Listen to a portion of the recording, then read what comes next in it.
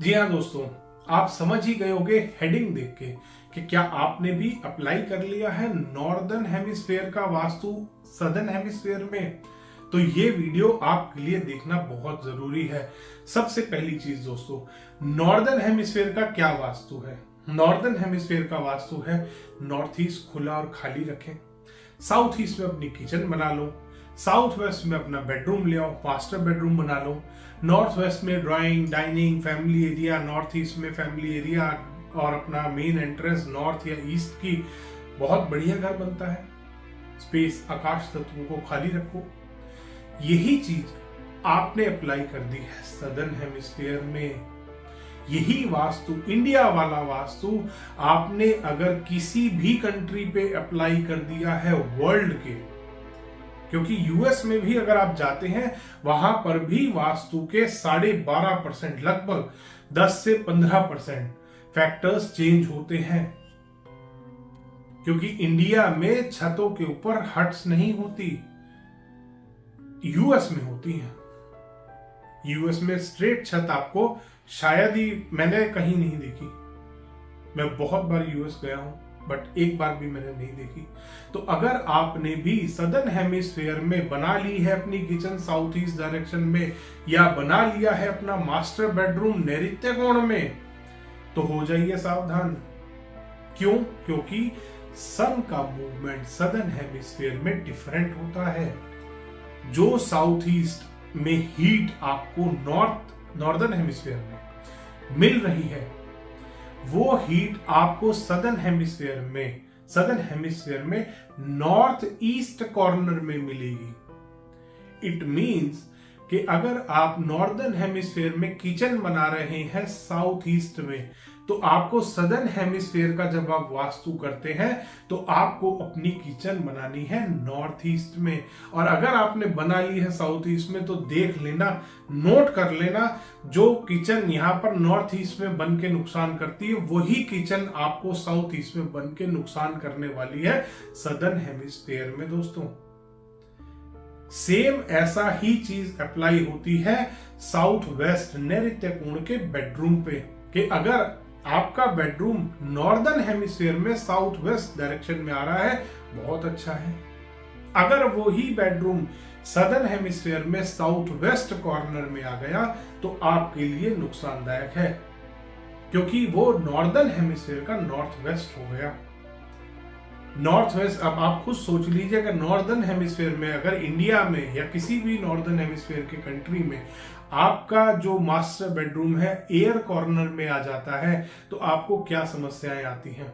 वही सेम समस्याएं आपको आएंगी सदर्न हेमिस्फीयर के साउथ वेस्ट के बेडरूम में। फिर बात आती है तिजोरी की, कि आपको अपनी सेफ नैऋत्य कोण में साउथ वेस्ट कॉर्नर में साउथ वाली वॉल पे नॉर्थ की तरफ ओपन होते हुए लगानी है। आपने सदर्न हेमिस्फीयर में सेम वास्तु अप्लाई कर दिया, आप एक दिन भी सेविंग नहीं कर पाएंगे। सेविंग्स आपकी जीरो होने वाली है, क्योंकि सदर्न हेमिस्फीयर का जो वास्तु है वो डिफरेंट है। वो एयर कॉर्नर में क्योंकि साउथ वेस्ट कॉर्नर इंडिया का जो नॉर्थ वेस्ट कॉर्नर है वो काम करता है सदर्न हेमिस्फीयर में।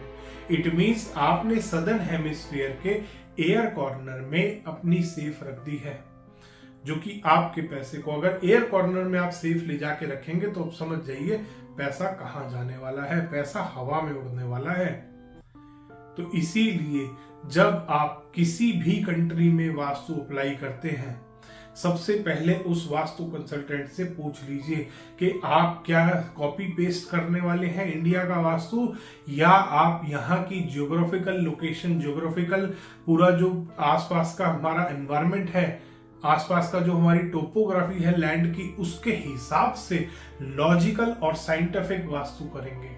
क्योंकि लॉजिकल और साइंटिफिक वही वास्तु है जो देश के अनुसार, जो कि लोकेशन के अनुसार चेंज करके अप्लाई किया जाए।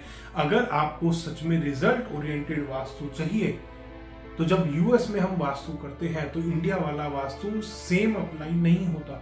जब हम ऑस्ट्रेलिया में वास्तु करते हैं सेम इंडिया वाला वास्तु अप्लाई नहीं होता। क्योंकि इंडिया बर्फ वाला कंट्री नहीं है। इंडिया के नॉर्दर्न पार्ट में बर्फ होती है, वहां पर भी आप ध्यान देंगे हट्स वाले मकान होते हैं। इसका भी बहुत बड़ा इफेक्ट पड़ता है आपके घर पे, आपके वास्तु पे, कि वो स्लोप किस तरफ जा रहा है। यही चीज का आपको ध्यान करना है यूनाइटेड स्टेट्स में, यूएस में जब आप वास्तु करते हैं, क्योंकि वहां वो बर्फीला कंट्री है। जिन जगहों पे वहां बर्फ पड़ रही है, आप खुद सोचिए, अगर आप नॉर्दर्न हेमिस्फेयर का इंडिया वाला वास्तु यूएस में एज इट इज अप्लाई कर देंगे तो कितना हानिकारक हो सकता है किसी भी आदमी के लिए। यही सेम चीज अप्लाई होती है सदर्न हेमिस्फेयर में। सदर्न हेमिस्फेयर में तो पोल्स बदल गए हैं, मैग्नेटिक पोल भी बदल गए हैं। इंडिया में आप नॉर्थ पोल के नजदीक हैं, सदर्न हेमिस्फेयर में आप साउथ पोल के नजदीक हैं। तो लगभग 50% वास्तु तो यहीं पे ही चेंज हो गया। सन की मूवमेंट चेंज हो रही है वहां पे। सन ईस्ट से राइज होके इंडिया में या नॉर्दर्न हेमिस्फीयर में साउथ से होते हुए वेस्ट में सनसेट होता है।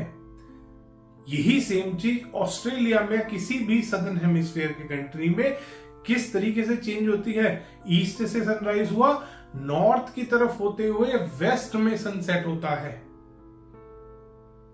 तो इतना वास्तु चेंज हो जाता है अगर आप सदर्न हेमिस्फीयर में जाते हैं।